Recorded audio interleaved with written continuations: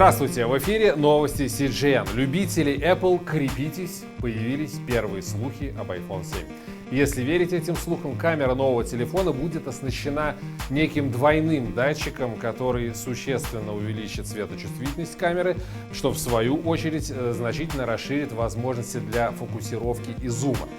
Другой инновацией iPhone 7 может стать датчик давления, с помощью которого пользователи этого телефона смогут узнавать пульс и собственное артериальное давление. Верны ли эти слухи, мы узнаем уже этой осенью, когда по традиции состоится анонс нового телефона. Это все увидимся через час. С новостями CGN вы всегда впереди времени.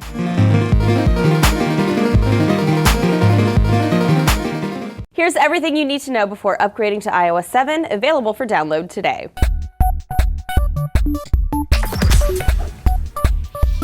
iOS 7 drops today for Apple users, so you can go download it now on most iPhones, iPods, or iPads. iOS 7 is the biggest change to its mobile game ever, according to Apple, and there's a number of revamps worth mentioning. You'll see many of your settings in a new control panel accessible in a pull-up menu, enhanced multitasking, a redesigned camera app with filters and automatic categorizing of photos, new Safari, smarter Siri, iTunes Radio, and so much more. Oh, and all the pretty colors.